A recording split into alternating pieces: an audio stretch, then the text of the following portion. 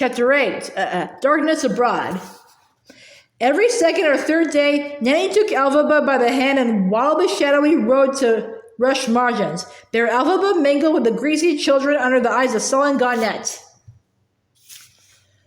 Frex had moved out again. Was it confidence or desperation? He was scaring miserable hamlets with his frenzied beard and his collected opinions on faith. Gone for 8-10 days at a time. Milena practiced piano arpeggios on a tuneless mock keyboard Frex had carved for her to perfect scale. Turtle hearts seemed to wilt and parch as autumn came on. Their afternoons of dalliance began to lose the heat of urgency and developed in warmth. Milena had always appreciated the attentions of Frex and been attentive to him, but somehow his body had not been as supple as Turtle Heart's. She drifted off to sleep with Turtle Heart's mouth on one of her nipples and his hands, his big hands, roaming like sentient pets. She imagined that Turtle Heart divided his body when her eyes were closed, his mouth roamed, his cock rose and nudged and leaned. His breath was somewhere other than his mouth, hissing elegantly into her ear. Wordlessly, his arms were like stirrups. Still, she didn't know him, not the way she knew Frex. She could not see through him as she could most people. She put this down to his majestic bearing, but Nanny, ever watchful, remarked one evening that it was just that his ways were the ways of a quadling, and Milena had never even acknowledged that he came from a different culture than she did. Culture? What's culture? Milena said lazily. People are people. Don't you remember what your nursery rhymes? Nanny put aside her sewing with relief and recited. Boys study, girls know, that's the way the lessons go. Boys learn, girls forget, that's the way lessons get. Gillikins are sharp as knives, Munchkinlanders lead corny lives, Gillikins beat their ugly wives, Winkies swarm in sticky hives. But the quadlings, oh the quadlings, slimy, stupid, cursed godlings, eat their young and bury their old, a day before their bodies get cold. Give me an apple and I'll say it again. What do you know of him? Nanny asked. Is he married? Why did he leave Lower Slime Pit or wherever he comes from? Naturally, it's not my place to ask such personal questions. Since when did you ever know your place or keep it either? When Nanny leaves her place, believe me, you'll know, said Nanny. One evening in early autumn, for fun, they built up a fire in the yard. Frex was home and good-humored, and Nanny was thinking of heading back to Colwyn grounds, which made Milena good-humored too. Turtle Heart put together a supper, a distasteful goulash of small sour new apples and cheese and bacon. Frex was feeling expansive. The effect of that blessed TikTok contrivance, the clock of a time dragon, had been wearing off at last, thank be unnamed God, and the graceless poor had been turning out to hear Frex harangue them. A 2-week mission at 3 dead trees had been a success. Frex had been rewarded with a small wallet of brass coins and barter tokens, and the glow of devotion or even lust on the face of more than one penitent.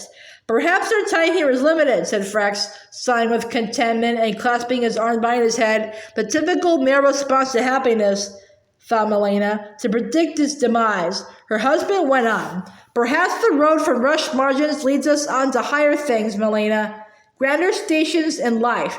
Oh, please, she said. My family rose from humble beginnings for 9 generations to produce me with my ankles in the mud out here in the middle of nowhere. I don't believe in higher things. I mean the lofty ambitions of the spirit. I don't mean to storm the Emerald City and become personal confessor to the Ozma regent. Why not put yourself forward to be confessor to Ozma Tibetarius? Nanny asked. She could see herself rising in courtly Emerald City society if Frex had such a position. So what if the royal baby is only, 2 years old? 3? So we have government by a male regent again. It's only for limited engagement, like most male encounters. You're young still. She'll grow up. You'll be well placed to influence policy. I don't care about ministering to anyone in court, not even an Ozma the fanatically devout. Frex lit a sallow wood pipe. My mission is to the downtrodden and humble. Goodness should to travel to quadling country, said Turtle Heart. Downtrodden there. Turtleheart didn't often speak of his past, and Malena remembered Nanny's gibe about her lack of curiosity.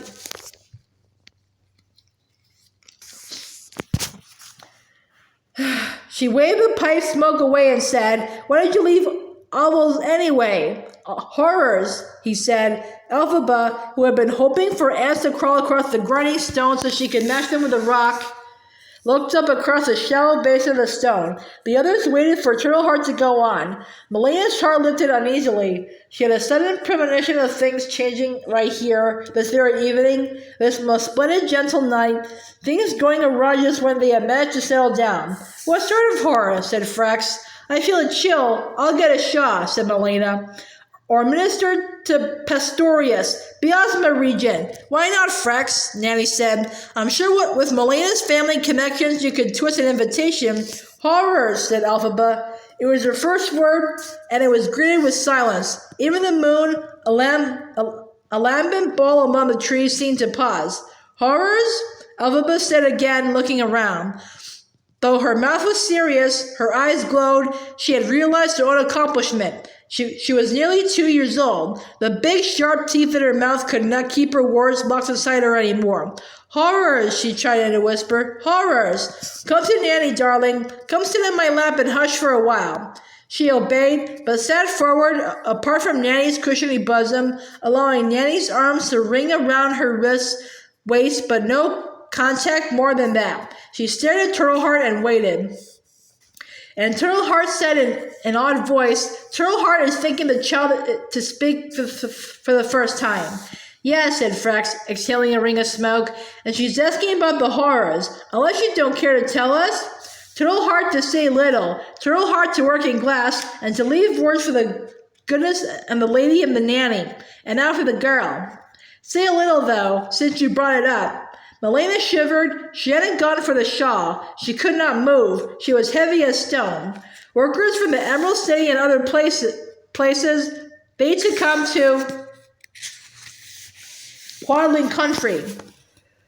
They to look and taste and sample the air, the water, the soil. They to plan the highway. Quadlings to know this is wasted time and wasted effort. They do not to listen to Quadling voices. "Quadlings are road engineers, I suspect," said Frax evenly. "The country is delicate," said Turtleheart. "In ovals, the houses to float between trees. Crops to grow on small platforms hooked by ropes. Boys to dive in shallow water for vegetable pearls. Too many trees and there is not enough light for crops and health. Too few trees and the water rises and roots of plants floating on top cannot to stretch the soil. Quadling country is poor country but beauty rich. It only to support life by careful planning and cooperation. So resistance to the yellow brick road is only part of the story. Quadlings cannot to convince road builders who want to build up dikes of mud and stone and to cut Quadling country in pieces. Quadlings to argue and to pray and to testify and cannot to win with words. Frax held his pipe in his 2 hands and watched Turtleheart speak. Frax was drawn to him. Frax was always drawn to intensity. "Quadlings consider to fight," said Turtleheart, "because they think this is only the start. When the builders to test soil and to sift water, they to learn of things, and Quadlings are smart forever, but Quadlings to keep still." "Things you know?" "Turtleheart to speak of rubies," he said with a great sigh. "Rubies under the water, red as pigeon blood. Engineers to say red corundum and bands of crystalline limestone under a swamp. Quadlings to say the blood of us." "Like the red glass you make?" said Malena. "Ruby glass to come by adding gold chloride," said Turtle. "Ruby glass to come by adding gold chloride," said Turtleheart. "But Quadling country to sit atop real deposits of real rubies. And the news is sure to go to the Emerald City with the builders. What to follow is horror upon horror." "How do you know?" snapped Malena.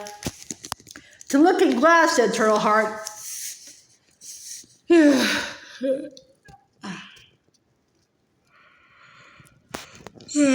Pointing to the roundel he has made as a toy for Elphaba, "is to see the future in blood and rubies." "I don't believe in seeing the future. Best smash at the pleasure face," said Frax fiercely. "The fatalism of the time dragon. Fa! No, the unnamed God has an unnamed history for us, and prophecy is merely guesswork and fear. Fear and guesswork is enough to make Turtleheart to leave Quadling country then, said the Quadling glassblower without apology. Quadlings do not to call their religion a pleasure faith, but they to listen to signs and to watch for messages. As the water to run red with rubies, it will to run with the blood of Quadlings. Nonsense, Frex read himself. They need a good talking to. Besides, isn't Pastorius a simpleton? Said Melina, who alone of them could claim an informed opinion of the royal house. What will he do until Ozma is of age but ride the hunt and eat Munchkinlander pastries and F the odd housemaid on the side? The danger is a foreigner, said Turtleheart, not a homegrown king or queen. The old women and the shamans and the dying. They see a stranger king, cruel and mighty.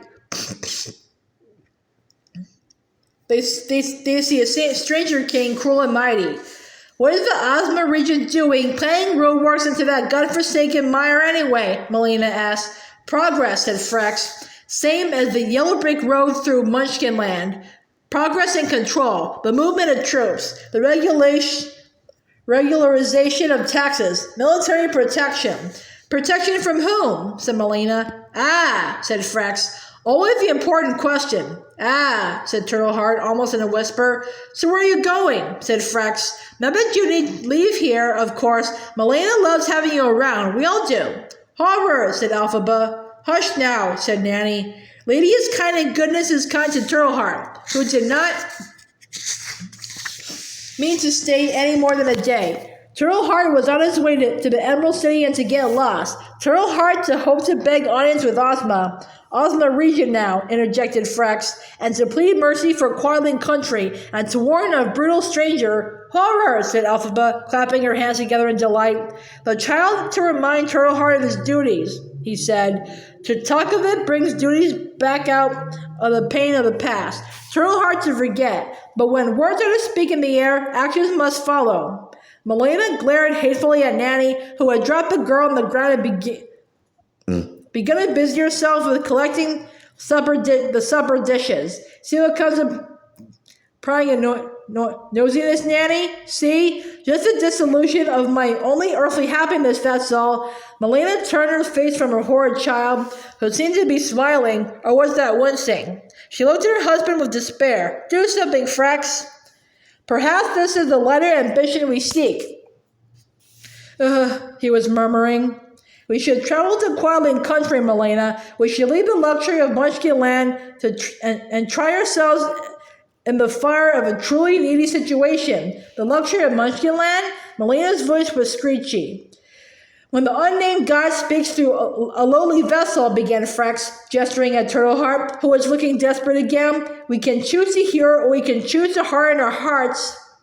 Well, hear this then, said Melina. I'm pregnant, Frex. I can't travel. I can't move. And with the new infant to watch as well as Elphaba to raise, it's too much to suggest tramping around Mudland. After the stillness had lost some of its steam, she continued, Well, I didn't intend to tell you like this. Congratulations, said Frex coldly. Horrors, said Elphaba to her mother. Horrors, horrors, horrors. That's enough thoughtless chatter for one night, said Nanny, taking charge. Melina, you will catch a chill sitting out here. Summer nights are turning colder again. Come inside and let's let that be that. But Frex got himself up and went to kiss his wife. It was not clear to anyone whether he suspected that Turtleheart was the father, nor was it clear to Melina which one, her husband or her lover, was the father. She didn't actually care. She just didn't want Turtleheart to leave, and she hated him fiercely for being so suddenly riven with moral feeling for his miserable people. Frex and Turtleheart conversed in low voices that Melina could not make out. They sat by the fire with their heads low together, and Frex had his arm on Turtleheart's shaking shoulders. Nanny readied Elphaba for bed, left her outside with the men, and came to sit on Melina's bed with a glass of hot milk on a tray and a small bowl of medicinal capsules. Well, I knew this was coming, said Nanny calmly. Drink the milk, dear, and stop sniveling. You're behaving like a child again. How long have you known? Oh, 6 weeks, said Milena. I don't want milk, Nanny. I want my wine. You'll drink milk. No more wine till the baby's born. You want another disaster?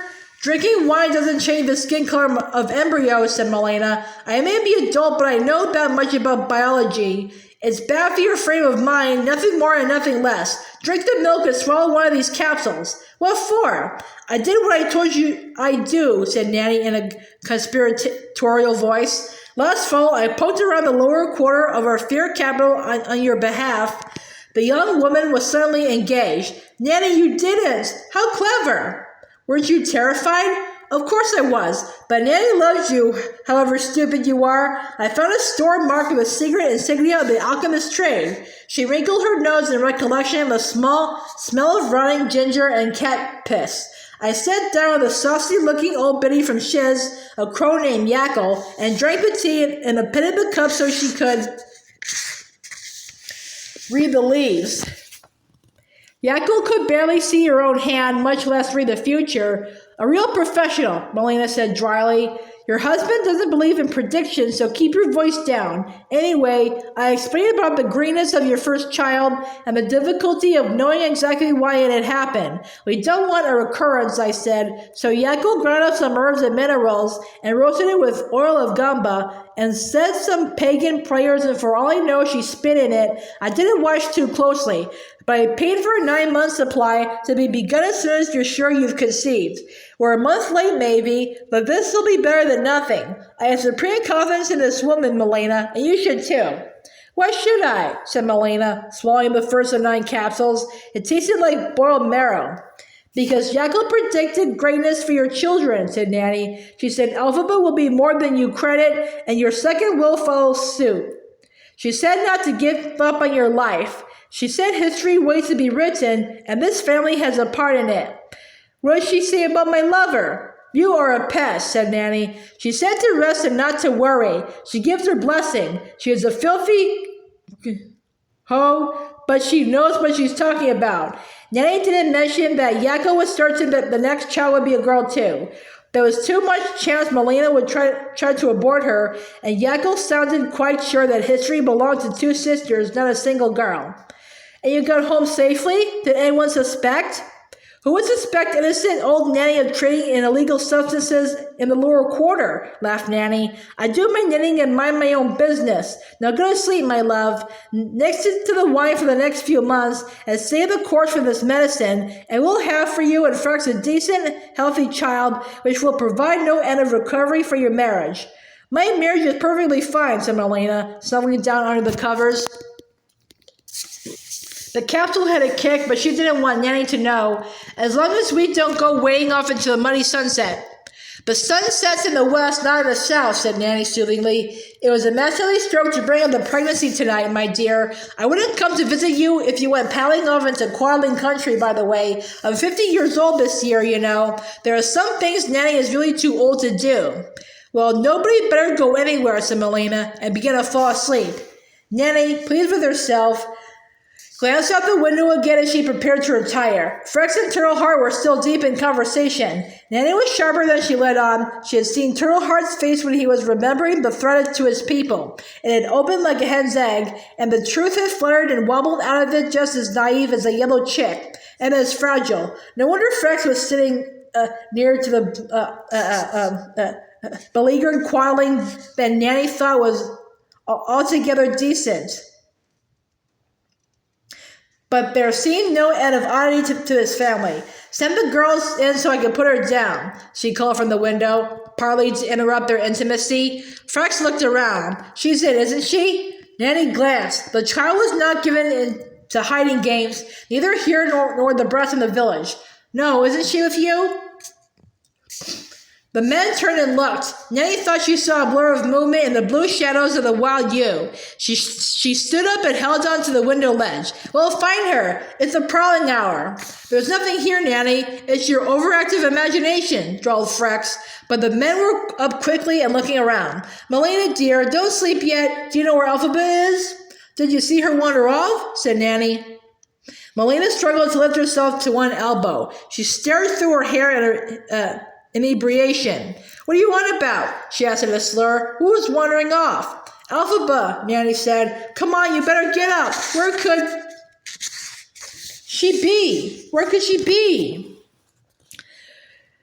She started to help Melina up, but it was happening too slowly, and Nanny's heart was beginning to beat fast. She fixed Melina's hands to the bedpost, saying, Now come on, Melina, this is not good. And she reached for her blackthorn staff. Who? Said Melina. Who's lost? The men were calling in the purple gloaming. Fabala, Elphaba, Elfie, little frog. They circled out away from the yard, away from the dying embers of the dinner fire, peering and hitting at the lower branches of bushes. Little snake, lizard girl, where are you? It's the thing. The thing has come down from the hills, whatever it is, cried Nanny. There's no thing, you old fool, said Frex. But he leaped more and more vigorously from rock to rock behind the lodge, smacking branches aside. Turtle Heart stood still, his hands out to the sky, as if trying to receive the faint light of the first stars into his palms. Is it Elphaba? Called Melina from the door, finally focusing and stepping forward in her nightgown. Is the child gone? She's wandered off. She's been taken, said Nanny fiercely. These two idiots were flirting like schoolgirls, and the beast from the hills is abroad. Melina called, her words mounting in pitch and terror. Elphaba, Elphaba, you listen to me. Come here this instant. Elphaba. The wind alone answered. She is not far, said Turtle Heart after a moment. In the deepening dark, he was almost invisible while Melina and her white poplin glowed like an angel, as if lit from within. She is not far. She is just not here.